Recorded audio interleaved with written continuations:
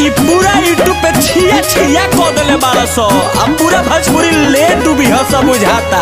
राम राम एही पे गो मन करता बात कहे के कौन बात चलो सुनो। दोसारा के बीच में तू लूटे लहार बोले के तो बोल दे लो कोइलो ना विचार। हाँ तारा ये कामे बा पूरा भोजपुरी नाश करबो लोग।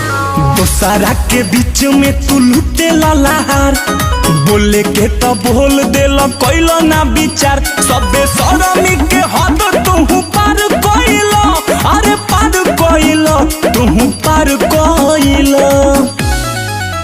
छोड़ो अक्षरा पवन सिंह के तू खेसारियो भैया के नाम भइलो। छोड़ो अक्षरा पवन सिंह के तू खेसारियो भैया के नाम भइलो।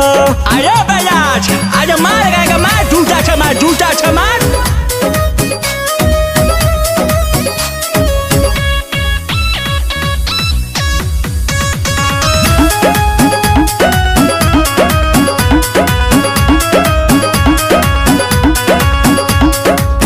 में तू दिहल हो सभा के फेटी सोचल ना घरे तोहरो बिया बहिनु बेटी। एक बार सोचले रहता तो काम ना करता है भाई। बोलहू में बात गंदा लागल नहीं शरम जानी लो कमल बार सफा तू बेशरम। ना जाने के करा कहाला में गइलो कहाला में गइलो कहाला में गइलो भाग मर दे। छोड़ो अक्षरा पवन सिंह के तू खेसारियो भैया के नाम भइलो। छोड़ो अक्षरा पवन सिंह के तू खेसारियो भैया के नाम भइलो। अरे बयास एकदम बात सही कह रहा है। आजकल साला यूट्यूब पे सब गंदगी छा गया है।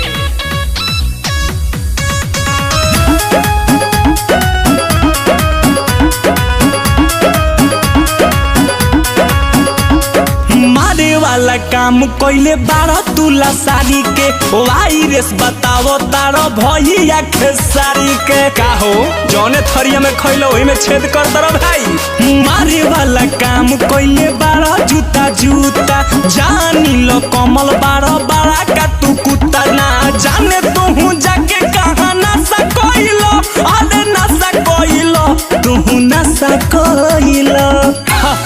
मारो मारो छोड़ो अक्षरा पवन सिंह के तू खेसारियो भैया के नाम भइलो।